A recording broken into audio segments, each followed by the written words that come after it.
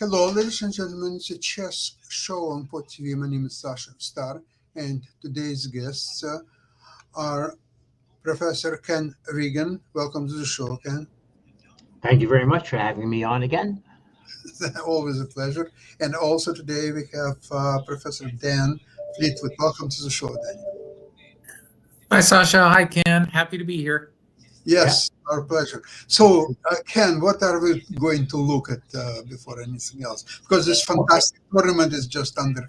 I have 3 games queued up. I also mentioned, I just noticed there is a big tournament in Guelph happening not far from you. The Royal Stars tournament.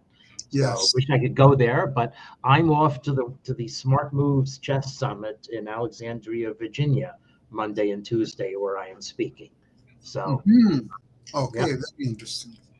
Yeah, but to begin with, I have two of our heavyweight friends. It's Magnus and Hikaru, in a game that had some interesting implications to my mind for hanging pawns. So this was the decisive game in the match they played yesterday in the Esports World Cup. Tell me when the board appears. Yes. Okay. So another thing to mention is this is being played at 10-minute rapid with no increment. And there was a quotation by someone who said that playing with increment takes all the fun out of chess. I saw it on Twitter and then forgot to index it. I support that opinion. Yes. Yeah. Increments and even a 1 second increment is not enough for me to physically see a move and make it reliably. So there's an age-related issue there for sure. Okay. There is a philosophy behind the increment, and why is there? It's when Illuminov started to have their world championship on pyramid idea, and he also lessened time available for both opponents. So chess players were complaining that now, because there is no German, there is not enough time to think. So that came, and it was about when the development of mechanical or electronic clocks, which could provide that increment, became just about the same time available, because he could have think about all kind of ideas with increments, but if it would be physically possible to implement, it would just stayed as an idea. But it just at about the same time, it was technically available, and everybody was happy. Illuminov was happy because he could satisfy most of the chess players. Chess players were happy that now they didn't care about going into St. Note because they have increment, and they on increment can play all game if that would came to it. But look at now, it's no increment, and I think it was a game Hikaru against Magnus where he had decisive advantage, and he ruled against playing for a win and agreed to a draw because he was scared that Magnus would just win on time. Well, that's it. I wonder when that was. Yeah, not the case here. Magnus dominates this game from beginning to end. Yeah. And I think we are showing FIDE rapid ratings here. So Magnus already over 2,900 in that regard. Actually, let's just take a look at that. But the interesting thing about this game, from my mind, let's see. Oh no, actually, so I don't know what maybe the 2949 is a chess.com rapid rating. Yeah, I'll bet that's the case. Yep. So sorry. Sorry, I should not have left the tab that I had. Here we go. Okay. So,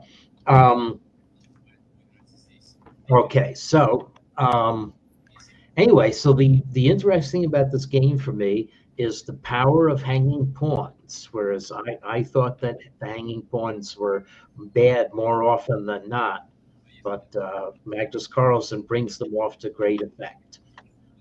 So here we go. Okay, so ooh, that's interesting. The A5 move, yes. Yeah. it's forestalling White's possible eventual minority attack if we get the Carlsbad structure after the exchange of pawns. Yeah, interesting. Yeah, it's maybe computers help know. Although the computer is saying that White has a non-trivial advantage here. Anything over 0.3 is I guess worth shooting for White. But I also don't think that engine evaluations are so relevant until we get past move 8. Okay, so Carlsbad structure, but with a twist. Black does not have a pawn on c6, so the minority attack is not going to attack anything. Black instead has bishop on b7, and I used to play these positions a lot as Black, and I used to get the hanging pawns, 20, 40 years ago when I played. So here we go. So the question is, can Black just sit? Now, I often, in these positions, would play my knight to a6, and either it would recapture on c5, and I get it to e6 that way, and I just have a classic isolated pawn position, or I would play c6, and it would go c7, e6. Okay, so anyway, so Carlsen starts on that path, but does not. Now it's taking the time to play h6 also, it's very finely positionally judged because it's giving White a tempo. But White uses the tempo only to bring the knight to d3. And I was always happy to see that move. And I have to say the computer for Black is also happy to see that move. I mean, what that move was trying to do was to route the knight to f4 and put pressure on my isolated pawn. But blunting the pressure on d5 for a moment usually gave me counter chances. So Carlsen just calmly retreats the bishop. White plays h4. I guess, I don't know, g5. Does that really play for Black? And now here come the hanging pawns. And it's good in this position, mainly because White can't immediately pressure them. And the computer thinks that Black fully equalized a fair bit of time ago. Anyway, computers. So I've studied hanging pawns position extensively in correspondence games, and computers consider the position fully dynamically balanced. So they are neither pro nor con. So, oh wow! Yeah.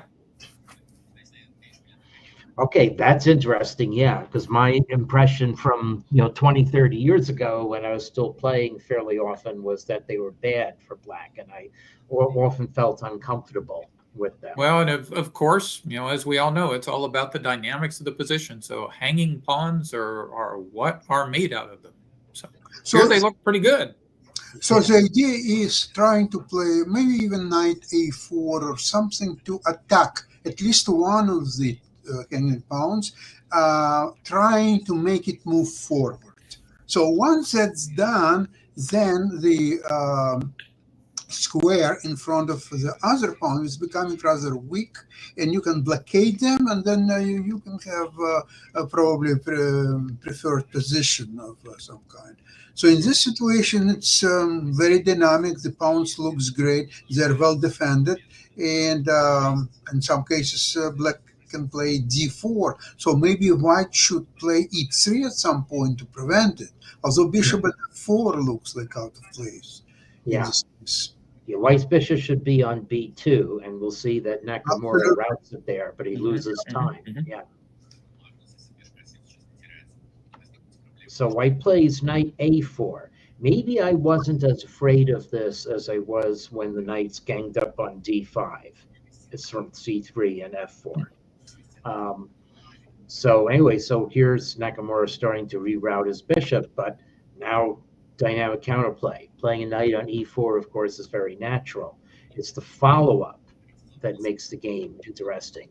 And the follow-up is that Carlsen voluntarily plays d4, not from being forced by pressure on d5. And White can't blockade c4 because White's bishop is occupying the square that the knights would like to go to. So already the computer sees a strong advantage for Black, and that's what proves out in this game. So White trying to attack c5, but here come the knights. So white Ah. captures, and Oh. now the d4 pawn is unreservedly a strength, and white can't get a piece to c4 in time to prevent black from penetrating on the c file, with, of course, help by the monster knight on c3 that's going to come. So it's a question of, the computer wants white to abjectly defend the a-pawn with knight c1. I would think, well, can I get b2 in? And the answer, though, is no. Oh, whoops. Am I hanging stuff? I'm hanging e2. Yes. Yeah. That's rather bad. Okay, I'm not going to hang e2. That's why knight c1 is an all-purpose defensive move, but it's total groveling. White guarded e2 that way, and black could have actually just stood on the position and played bishop d6, and white's pieces are dominated out of the center by black's bishops. But Carlsen understandably cashed in. Okay, so now this actually looks like black has given up a large part of the advantage, but still an initiative with the rook on the 7th rank, and white's knight is fairly dopey. The way white chooses to make the knight relevant is to go for an attack on black's king, but this leaves the rear guard undefended. So it turns out actually that rook d2 in this position, actually the next position, would have been a powerful move. Carlsen played this instead, still with ample time on the clock, by the way. And now Carlsen realized, oh yeah, I better play the rook d2 to force white to resolve the position a bit. But this is still very clearly winning for black. Black just has to neutralize a couple of white possible moves, take over the center, and it's functionally over. And Nakamura gave up in this position. So Wow, they both had plenty of time left, so the increments didn't really matter here. No, it didn't even matter to Nakamura. So powerful. Perhaps it was the fear of the increment.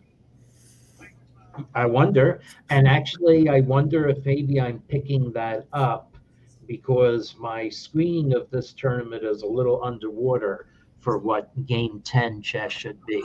Like maybe game 8+2 seconds per move, or even 5+5. There was a term with 5+5 recently would produce better results, but I don't know. I still use the number of minutes to turn 60 as a common denominator. So anyway, so the finals of the Esports World Cup are happening now. The tournament seems to have a double elimination structure, so I don't really know what's going on. And the match against Nakamura was labeled just set 1, so I'm not even sure about what is happening there. Here, let's see. Here it is. Yes, set 1. So I don't know if there's going to be a set 2, if that's what that means. So Nakamura, meanwhile, prevailed in a matchup over Arjun Erigaisi. And Magnus is playing Firouzja, and their first game is starting now, and looks like Magnus is going to go out to a 1-0 lead. Oh yeah, easy. So that's interesting. Okay, happening as we speak. But I'm going to shift continents and go to Batumi, Georgia, for a rapid game that is played with increment. Notice, incidentally, the clocks correctly show 15:10, because although this is called increment from turn 1, it's really increment from turn 0. And after playing the first move, which took Hampi Konru 2 seconds, now white has already received 20 seconds of increment after move 1. Now, I'm going to race through the opening of this game. This is yet another fascinating rook ending. And it's a reasonable poster for, even when you're playing Allegro on the increments, memory or knowledge of rook endings helps. So anyway, I'll play fairly. Stop me if you want to look at something. It's a yeah. This is a well-known dynamic line, so anything can happen. Yeah, and I have not looked to see how far it was booked. A long way. A long way, yeah. Okay. The third game that I'm going to show, if time allows, does show how to exploit a weak C pawn in the end game. But that's not really the story here. Black is a pawn ahead, and the question is, can Black escape and get dynamic chances with the pawns on the queen side? So players are piling up. White does have a harmonious pawn structure, and bishop on G2 is a monster. But Black can also block it with the knight on D5. So we're playing dodgeball at the moment. And the question is, can either player break through and create a war of movement, so to speak? Okay, well, there goes the bishop for the good knight, still restraining on the queen side. The engine says 0.00, so a dynamic conversation for the pawn. But who's going to make a break in this position? Okay. Well, there isn't really a time control at turn 40 because there's no lump sum increment. But the development that has happened is that Humpy Konaru is run well short of time. Okay. So on the other hand, that kind of a time advantage is almost like being a full pawn up in my experience. Right, and Black is a full pawn up. But well, in that case, it's more like 2 pawns up in this case, especially if White does something like play really hard for a win in this kind of a position. Yeah, White really can. It's a question of, can Black create a diversion? So actually, it is Humpy Konaru. Well, there we go. There we go. Who inadvisably disturbs the position instead of just playing. I guess she wanted to do something with White, but this. Oh, hello. Pass pawn. That's the idea. Yeah. But, so, however, the problem is that Black has a counter pin, and maybe White quite simply overlooked this. So White, supports, but now White really is the 2 pawns down and down time pressure as well. Okay, well, White does have a fair bit of activity and has recovered one of the pawns. So now we get this kind of Tabia-like position. Turns out these are hard to play. Yeah, these are I know hard they're to play. equal, but they're hard to play. And I've glommed over how Black could have obtained an advantage before, because I want to show the rook ending. Okay, so now Black does have rook behind the passed pawn, so Black definitely is the one with some chances here. But White is still playing actively, and maybe that's not how you play in these positions. Wow, darn it. I hit the wrong key. Okay. So maybe you just should not play actively, and White should just shuffle f4, e5 in this position. But here we go. Allows Black to penetrate a bit. Now this pawn is on the move, and Black is winning. So this is a definite misjudgment on White's part. We'll see. The game gets tossed back and forth. But, so the engine is showing Black 5 pawns ahead here. But, so how exactly do you crack White's king side, though? It has to be judged fairly carefully. So Black is poking around, I guess, not really losing the advantage. Well, now has lost some of the advantage as White is able to exchange a pawn. And now this gives away all of the advantage, but it's not the last moment in this game. So this is the key juncture here. Okay. So White miscalculates. White calculates that with playing on increment here, that she can trade off into a 5-piece endgame where Black just has the F pawn. But you need to calculate it. What White should do is bring the king back and king D5, not even king C5, but D5. Wow. Gets the king there in time to hold things off. But H6 does not work tactically, except that Black returns the favor. So Black should have played king E4, which is what Alex Fishbein would call an elbowing move, or maybe it's Naroditsky who used that term. to cut white's king off before advancing the f pawn. So black plays the f pawn, and now Konoru finds king d5, which should hold, but white needs to follow through. So white needs to follow through by playing king e5 in this position. And this is where she lost the game and the World Cup title. So king e5 is the only move to hold the draw, and that actually liquidates is the only thing the computer can think of. But white play h7, liquidating too soon. And so black could have played rook takes h4 as well, and maybe that's more canonical here.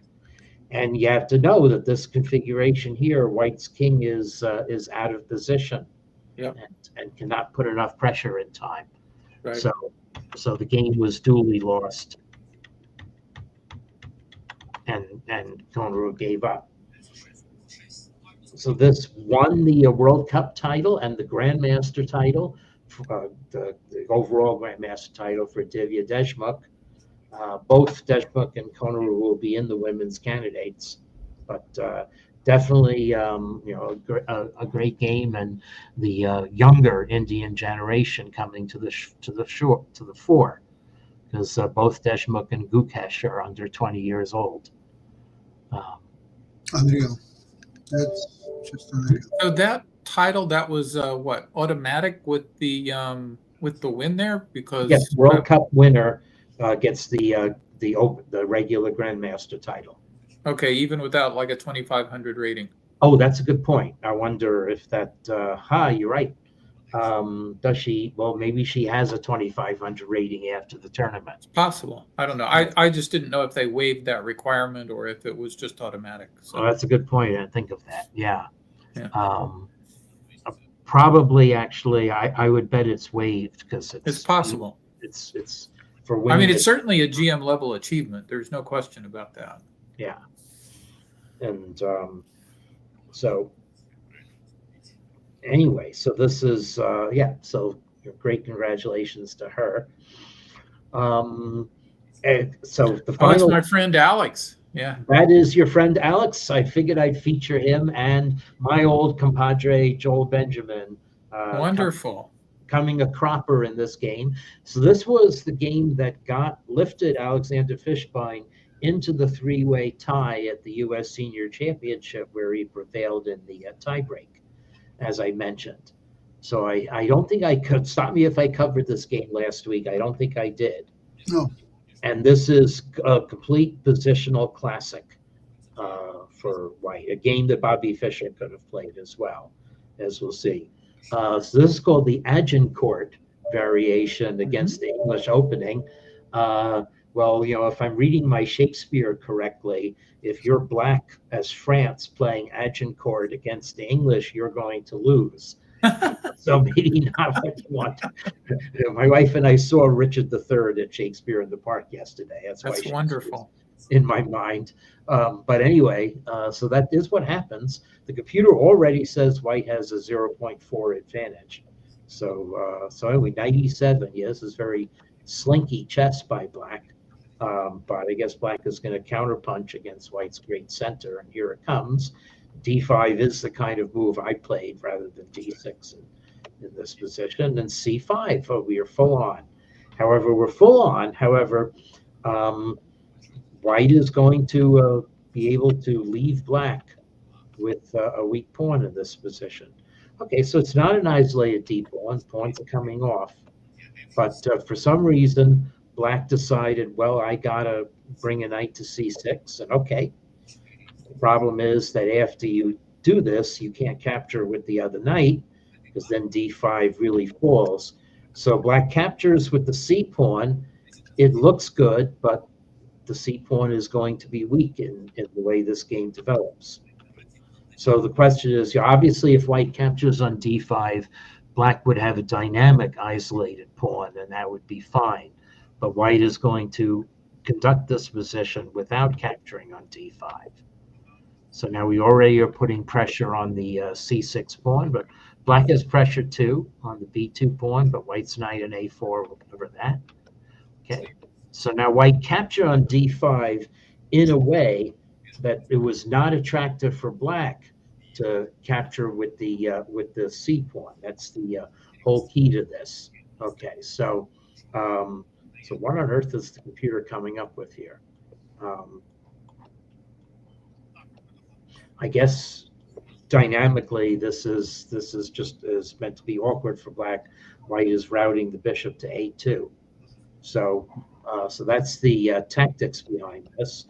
Ordinarily, this would be positionally desirable for black, maybe in a position without the queens coming off. Well, regardless, black captured with the knight, which looks perfectly good and active, but now it's a question of which is weaker, b2 or c6, and the game answer is that it's c6. The real advantage for white here is the greater activity of the rooks on the central files. So he kicked the black rook out, and now white has very, very cleverly blunted black's counterplay. And even though the computer says black should be okay after a5, this still optically looks like a good position. So this position you have to calculate, is a5 going to work, or can the rook on b5 be driven off it, and then white gets past a pawn? So it turns out that a5 is the move to play for black here to make good on counterplay. And this normal move now leaves white with a highly significant advantage.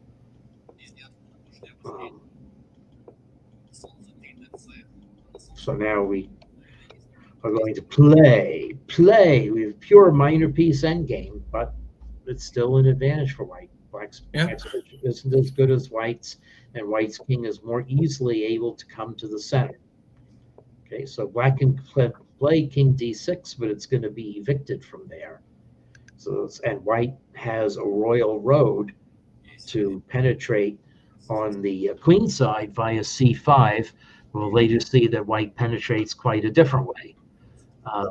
Okay, so anyway, so h4, just a nice controlling move. And black decides that having the king be evicted off d6 is not bearable. And the computer is right. The computer is saying that black is right to capture on e4, but it's quite a confession and needs a follow-up. And frankly, I would be absolutely terrified positionally of what the computer wants black to play. Okay, so this is a tactical point, is that you can get away with playing a5 because if white captures, there's knight c5 with the fork. But on general terms, well, no, I guess if black is going to capture on b4, then it's okay. Mm-hmm. Yeah, just it equalizes the pawn island, so it's actually very nice. Yeah, so this is the opportunity that Joel missed in the game, being down to 3 minutes. So otherwise, of course, a past a pawn would be death in a position like this, bishop versus knight. So this was Joel's one chance to exploit. If you put white's bishop on a2 in this position, though, then I maintain that white has a highly significant advantage. And that's basically what happens. So knight b6, and now king f5, and black is being penetrated on the other side. So now the player's repeated moves. So when the computer gives a bad evaluation, I think it's because the player's repeated moves. But this is already, I think, clearly winning for white. And now, finally, the weakness of the c pawn makes itself felt. So white did that, although there was a fork was temporarily guarding the c pawn. Computer says white should have penetrated all the way with king h7 or even king h5. So this allows black to defend for a little while. And now other big point. Okay, so this is the other big moment in the game. Joel with turn 40, but there's no turn 40 time control, but down to 44 seconds, could have drawn the game by playing knight takes f3. And without looking at the computer. Holy cow, I never would have guessed that. Yes, there's a point in this position. Normally, knight takes f3 would be suicide. Okay, but there is a great tactical motif here for black that keeps the balance. So I should have hidden the computer computer line here. So this is the other great moment. So so the only move for black in this position is to play h5 No way. And yeah. and G5 is going to create Yeah, a yeah. pawn, and that keeps White's king on a leash and prevents Black from losing the C pawn. Wow. That's hard to see, especially with less than a minute on the clock. Right. Yeah. So instead, I can see why Alex and Joel both missed that. right. Yeah. Especially in a fast game. So Black played King E8, and now White is able. Well, King D6 allowed the same resource. Same reason. Yeah. Wow. But Black didn't see it, and now White is simply going to drive the knight away from E5, and okay, the Black knight goes the other way, but this is now Zugzwang. Yeah. Now or in a couple of moves, Black cannot hold. Either Black has to allow White's king into A7 to win that pawn, or Black has to let go of C6. So that was the decisive game for Alex Fishbein. Thank you so much for today's program. Now let's go back to YouTube and watch this fabulous final. Okay. Ferrugia against Carlsen, yep. Carlsen, and I think still Carlsen is still a favorite, believe it or not. But we'll see. We'll see next week. Thank you so much for today's game, and see you next week. Have a great weekend, everybody. Okay. All right. Okay. All right. Bye, everyone. Yeah.